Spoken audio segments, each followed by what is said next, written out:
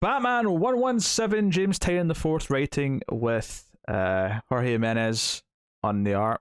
There's also like a half of a name that I didn't edit out properly in my list. I was like, I got confused for a second. This is also technically the last issue of Tynion's Batman. Yeah. Obviously, he does have the Fear State Omega issue. Yeah, he's in a one shot. Yeah, but this is the last issue of Batman proper that he's doing.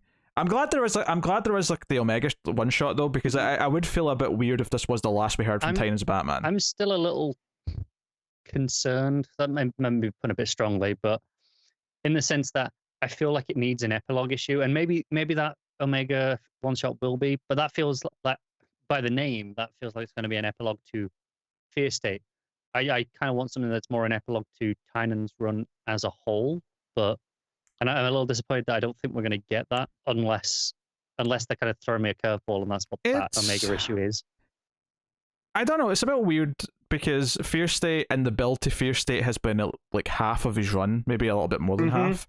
So really, we went from that one villain, right? That was like, I forget what he was, but he was like the arch nemesis, Joker War, to Fear State. Yeah. I think the thing is, I'm feeling like, because there is the annual, which finishes off the Ghostmaker backups, if anyone was still reading those. Yeah. So, no, exactly. But but there's still, you got Punchline, you got Clown Hunter, you've got, all the Fear State stuff as well, Ghostmaker. All of that I feel like could have something in an epilogue issue. Whereas I don't feel like we're going to get most of that in this Fear State. You may not get all of it, but like I'm happy that, because this would feel like a kind of an abrupt ending if he never writes any like more to like finish off his story. Like the end of this issue, it does have a nice like moment. It's a nice touch, and it like if that was the last moment of his Batman run, I'm like, okay, that actually would be kind of a nice sentiment. It doesn't feel like a run-ending issue, does it? No. It feels like the end of an arc, but not the end of an arc. And when you think about that, Connor, like when you brought up the last time you're on, where he talked about in his newsletter or wherever that you read that, like, by necessity, he had to create all these new characters. And to me, that's going to be his legacy on this book, in the scene which these characters stick around. Like I'll talk about it when he gets to the Gardener, but when he wrote that book, there's a lot that he's playing with that involves the Green and Ivy, and that character fits right on in with all that. Even the way, to go back to that, in the way it's linked Harley Quinn, reintegrate Harley back into the Bat family in a way that I think that was in Tynion's run, right? That this is going to come about, where she kind of came back to Gotham, was like, I'm going to be a hero now. Took all of Bruce's money away, making him, have to rethink how to be Batman. So it feels like this run will have I don't want to say lasting impact for forever, but for the foreseeable future, at least, this feels like it's got an impact. We'll see, obviously, for sure, when we read next month's issue. When 118 comes out and we start Williamson's run, we'll know for sure, but it doesn't feel like that's about to just completely scrub away anything that happened in this run. It feels like it's being handed off to someone in a neat place to continue, rather than just start over.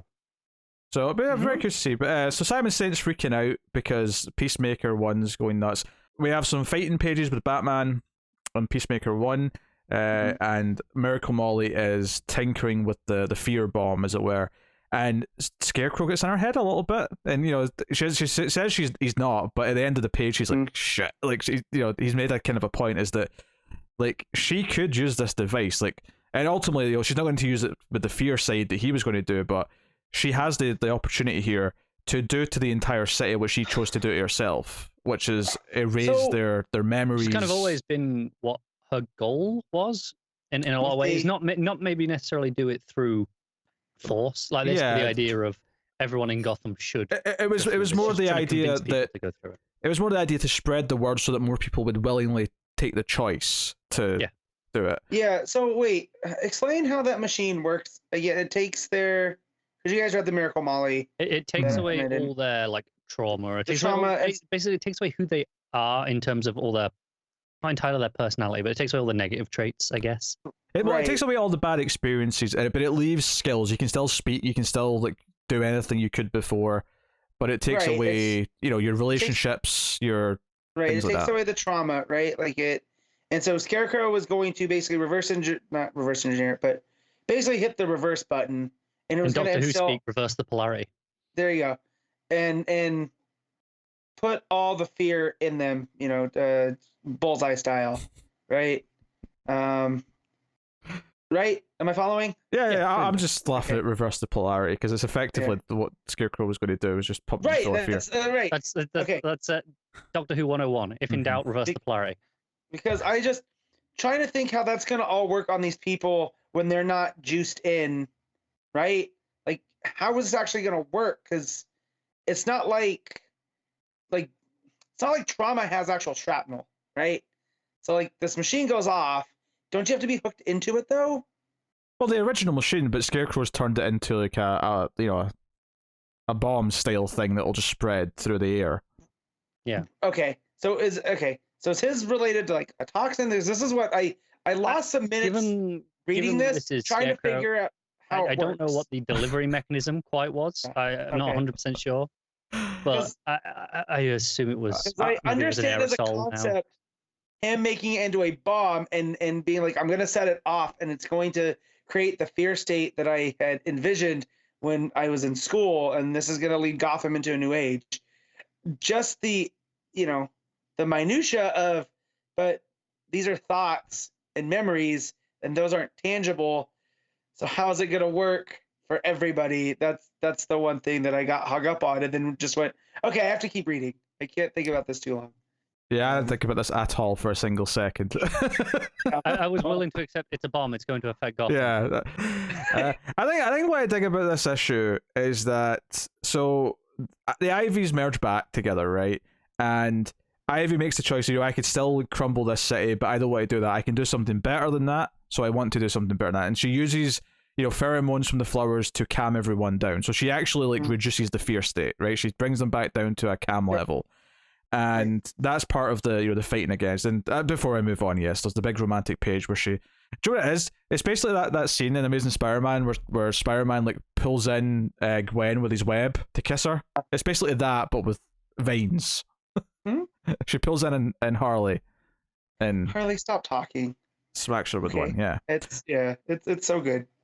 So, but I think what I like about this, because there's the fight with Peacekeeper 1, and that's the thing that's just like, so it was an action scene in the comic book, whatever, right? It looks good though. It does look good, but it's not the interesting part. He smashes him with his utility belt. He wraps it around his hand, and it was like, all right, you're just gonna smash the robot warrior. That works, Bruce. The art is very good, but the book, the point of this issue though is not any of this. The point of this issue is the standoff with Miracle Molly and Batman towards the end, where she has this choice, and Batman has to talk her out of it. And what I liked about this is that this is fundamentally like her saying, okay, we have to take away trauma, and we've seen how it's worked for her and what she wanted to do with others. And there's no better example in the entire DC universe than Batman for the idea of the trauma that he went through being a big factor in who he becomes and why he is who he is. So him having to argue her that she shouldn't do this and that they have to sort of like choose to be better and good with their past intact, I think is a really fascinating character moment for both of them. I mean, I don't know if she knew he was Bruce Wayne before, but the fact that he's willing to just rip off the cowl and just be like, no, look, I went through a lot of shit, okay? Yeah. And I can't promise you that everyone's going to make the right choice, but I have to believe that they can. So the touching ending of her like putting down the trigger and hugging him and saying, I want to believe, is a very sweet moment. I think it brings all the themes of this story together. And in hindsight, it does kind of make some of the Peacekeeper 1 like fighting and stuff feel just a little bit like, we have to have an action part of the plot to keep all the tension you can't up. Just have them having a philosophical discussion about trauma, and if you remove trauma, is that doing just as much is that doing the harm as learning to deal with said trauma? And the fact that like part of what convinces her is that he says, hey, like tap in, here's the feed of what I'm seeing from the city. And the city's actually getting better because Ivy's like influencing everyone and calming them down. What's really nice about that is that Ivy actually kind of went through what Miracle Molly did, in that her like she lost the trauma part, kind of, right? She was split in two, and it was actually her becoming whole again and having all of her experiences back together that inspired this choice to help the city. and it was that help in the city that then inspires Miracle Molly to not it all neatly fits together in a way that I think is quite smart. Yeah, No, it's real good. So- it really is the peak of Tynan playing with all the threads, right? Like, from a narrative perspective, yeah, it all comes together really neatly. Yeah, the themes click together wonderfully. They do. Yeah, I have one tiny art quibble. So there's a big thing here, with Miracle Molly's eyes, right? One's the cybernetic eye, Mm-hmm. and you see that a lot. You sees all the city through it and everything. But from the moment where she comes around at the end, her eye is that eye is covered up by her hair. You don't see it again. It just becomes it focuses on her real eye, the one that's crying. Mm-hmm. And there's this quite literal split between her two eyes. And then what annoys me is going back a little bit before he takes off the cowl. In the fight with Peacemaker, the cowl, the white lenses, one of them was smashed, so you could just see one of his eyes. And then as soon as it gets to the scene with Miracle Molly, both the lenses are in place again. And it really annoyed me because I would have loved that. Okay, not only just for the continuity of having one of the eyes on show, just to carry on, but I think it would have really nicely mirrored the real and cybernetic eye of Miracle Molly there, in that final sequence. And by the time he takes the cowl off, you've got both eyes are on show. In her covering up that one eye, it would have worked really nicely. And I feel like just a little bit was lost in the art by not having that. I can offer you two explanations for this. One is kind of plausible in a Batman way. The other one is very unplausible, but I'm going to say it for the lols. The plausible one is that the little visors in his eyes are like a likely point of damage, so there's just a built-in backup that'll slot in when need be. That's very Batman. Sure. The unplausible one is that for some reason Batman chose in this conversation where he's having this big debate about saving the city and not having their minds be wiped, he chooses to do the Undertaker eye roll for no reason. Jonathan Crane, you're gonna rest in peace. And then he rolls him back. Joe, I love as well is that when Miracle Molly does see the city and she hears the news saying that Nakano's been arrested, and it's kind of funny actually that it's actually Nightwing and Co who are take Nakano down. Or not Nakano, sorry, Saint. Nakano's on the news talking about Saint. Sorry, I was looking at him when I said that, which is why I said the wrong name. But it's kind of interesting that it's actually Nightwing and Co who take him down in terms of actually apprehending him. But I love the 2 pages where it's for the first time since before Joker wore the bat signals in the sky, and I love that page specifically of it's at the back of Babsy's head looking up at it. Yeah. Yeah, and you got all the little panels of everyone. Yeah, they're all kind of landing to look up at it as well. And, but the full sort of image in the background is just the back of Babsy's head looking up at the signal, and then you see them all standing there. Yeah. I like how, obviously we haven't really had Duke or Kate really in this run, but they're there. But they're there. Yeah. And they assume that's new Batman there as well? I assume too, yeah. It's before he packs his bags and moves to New York. So. Which... the timeline is getting very confusing here because that book is definitively set in the future past this. And don't think about it. Don't.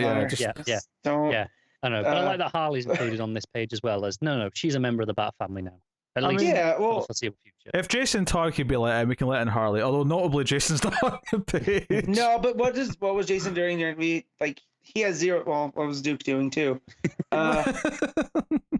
Shoot, and Duke was there. Duke and Kate might have had something in Urban Legends. That's true. So I really like that Bat-Signal page. It's the idea that the city's starting to believe in Batman again. Really nice. But no, like I say, I like that. He takes off his cowl and sort of appeals to her as a human who's went through the trauma as opposed to Batman, and that's what kind of finally convinces her. And you could almost. Go ahead, Pete. I was gonna say you could almost call it a cheesy ending with the flower in the foreground, but because Harley is sending her vines throughout the city to calm everyone down, there's actually Harley's doing that. Oh, sorry, Ivy. There's context. There's context. Well, it is Harley in a way. It's kind of like Harley's giving her a flower hard on, so all the flowers are sprouting. The defensive nonsense he's covered up with. I was gonna interrupt to make a joke that she put the iPod Nano down and then a flower grew, but oh right, okay. Now that Tynan's, this is basically his. That's not even as goodbye because we have the Omega. Do you think any of these characters are gonna pop up soon with other I'm talking about the Tynan. Yeah, the new I don't know ones. I don't know about Miracle Molly. Maybe. I would say Clown Hunter. Yes. Uh-huh. All right, Punchline's probably going to Punchline, show up at some probably. point. Yeah. Especially now that we've taken Harley as a Bat family True. member. Punchline has kind of filled that vacant slot. And I think she has a good purpose. Right. And earlier in the episode, you were talking about how the whole Suicide Squad is a brand and whatnot, and I feel like in that they've taken strides to disassociate Harley with Joker, right? Because a lot of the media has been about how she's getting from him, and now this is where she is in the comics too. So it all really works. So it's nice to have Punchline there as that clown lady that can do crazy things still, and but yeah, I hope like the Tynan's intent was to seed these characters. Like, I don't want to look at it cynically. Like he explained, like he had to come up with things, and do his own things because of editorial. But even if that is the reason, which it probably is, because as we said, I believe it. I think they've mostly been quite good characters. Ghostmaker's the one that sticks out. Yeah, that's the only one that sticks out as being kind of, we could have done without him, but Yeah, but I hope other writers pick these guys up, and because there's so many Bat books, right? Like, I would like to see them kind of continue, and even like, a couple issues featuring the Insanity Collective as a. I think the fact that we're at a stage now where Professor Pig is a regular recurring villain. It guarantees that at least one or two of these will get picked up. Yeah, so I think Punchline, for example, is perfect for an arc on Batgirls. Like, once the Seer story's done, like she's a perfect potential villain in that book. For sure. Yeah. Well, and with the amount of villains that we keep getting turning heroes, right? The Clayface stuff. Like we're gonna need some new ones to restock, and Punchline's perfect for that. She doesn't seem redeeming at all. But yeah, I hope that's his legacy going forward, and I do appreciate his commentary on trauma and all of that type of stuff throughout this, because that seems to be his main key here, that he wanted to look at the trauma that makes Batman and see if it's worth it or not, and clearly that's Bruce decided that it was, and he's able to talk Miracle Molly into not removing it. So that's nice. Good. It's kind of like it's not quite this, but it's sometimes like me and Connor will talk about, it's the Star Trek Picard ending to a story rather than the action ending. Is it just more about the person making the right choice than it is about the punchy bang bang and and obviously this is a Batman comic. It has to have some of the punchy bang bang. Yeah. But that's not the ending. That's not the important part. It's not the point. No, it's just there, to fill out 5 or 6 pages maybe in the whole issue. It's not actually that much. Yeah. So the backup, the final part of this Batgirl story, which is really just the tease to lead into the new series. That's probably my favorite part of the 3, and I think part of it is because it doesn't really have to deal with tying into things as much. This part, it's just kind of a fun story of Steph and Cass, because they're technically wanted criminals now, although no one knows their real names. So I mean. It's more to the fact that the Seer can like hack into any like camera and like find them, so they have to just hide in this hotel room, and it's just them being miserable and getting cabin fever and watching the news. Their banter's really entertaining. We hear from like the reporter like what's going on in the city, so it is set after Fear State. We hear Saint's been locked up and things, and like Steph is so determined, and to the point where they even like go against Babsy's wishes and just hang out in the fire escape. But that's enough. Like someone, like one camera or whatever, catches their face, and it's enough for the Seer to like show up on their TV. But there's some fun stuff here. It sets up that they're going to have a new location. Babs has bought a loft for them to live in together as roommates. So we're going to get like a sitcom vibe from the new Batgirls book. I'm all for that. There's the thing where she's like, hey, I'll be back like tomorrow and we'll set up the new place, and she's like, wait, why aren't you crashing here with us? And she just sort of casually says, I'm crashing with Dick. It just walks out. Well, there's that, and they destroyed the room within 3 days? Yes, they're 4 days. 4 days, I think, but yeah, these teenage girls just trashing it, and I do love that, because you talk about the roommate vibe, and it's just like there was already. I think there's like a caption that said it was already trashy, and what they did to it was even worse. Yeah, there's a running So, gag in that's the fun. narration that Steph keeps pointing out that it's rating on the website. It's like a fake website, obviously, but it's like ratearoom.com. Ratearoom.com. Yeah. Yeah. And it starts off at like 1.75 and it goes down from there. Yeah, it's at like half a star by the end. Yeah. Yep. So all just good fun. The seer is definitely set up as this villain who is like very formidable because they can find them as long as she gets like if they walk in front of technology that's connected to the internet, she'll be able to track them. So it teases that the place they're going to is the place where there's been some murders. So there's also a murderer plot going on as well in the background on the news, which I assume is going to be part of the book as well. So it's like, yeah, this. It almost feels like it's setting up their part of Gotham in the same way that Selena had Alleytown. It feels like this the Hills is going to be like where the Batgirls are hanging out now for the foreseeable future. Because the graffiti artist turned it into the Hells. Yeah. So so maybe not the best part of Gotham, but hey, she got a cheap loft. Yeah. And they're right in the middle of all the people who need to help. So there's a positive to it. So this sounds like we've got a good setup for a nice first arc here. Yeah, for sure. I really like these backups have essentially functioned as a zero issue. Yeah, they have in a lot of ways. If you put the three together, and if you took these three parts and slapped it as one thing and put a zero issue on it, I don't think anyone would have thought twice about it. I think the only thing that'd be weird about it is if you weren't reading Nightwing, I feel like the transition from the last part to this part would probably feel quite weird. That's probably true.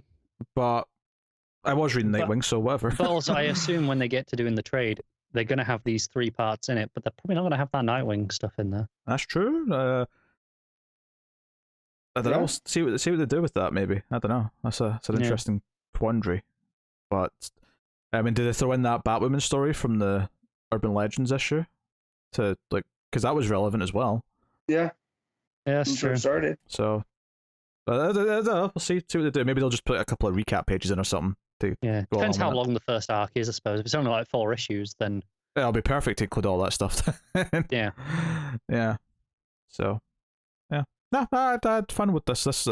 I'm feeling quite positive about this Batgirls book now.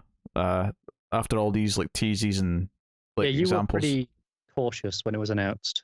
Well, because of the creative team, right? Yeah, the creative team. I think, and they were selling it as like this, all ages book, right? And I think he was a bit cautious. Well, which is funny because it feels more teen focused than all ages, which is actually totally fine. Like the Stephanie Brown Batgirl book that I love by Brian Q. Miller is definitely an appeal to teen story. It's how you tackle it. Yeah. And if you haven't read that issue that crosses over with Damien, where she has to babysit him, it's one of my favorite things ever. Oh yeah, it's a great issue. So, yeah, I guess we'll rate the book then. Matt, what are you giving Batman? So I'm going to give the main story an 8.5, and I'm going to give the backup a 7. Cool. Connor? I wasn't going to split it, but collectively just an 8.5. Yeah. Sure. Which is mainly for the main story. The backup, it's kind of too short to give a proper rating for. Yeah, well, that's why I just... Yeah, I kind of feel that way with backups as well. Although I think I like this one the most out of them. It's still hard to rate a backup on its own because they're so short. Yeah, I actually think I taught myself up a little bit. I think when I read the issue, I liked it, but I was probably just sitting on an 8. I think talking about it and thinking about how all the themes click together, I like it more than I did. So I'll probably say 8.5 as well. But I think it went up once I thought about it more because I think it does actually as a really nice fitting ending to a lot of what the story was doing.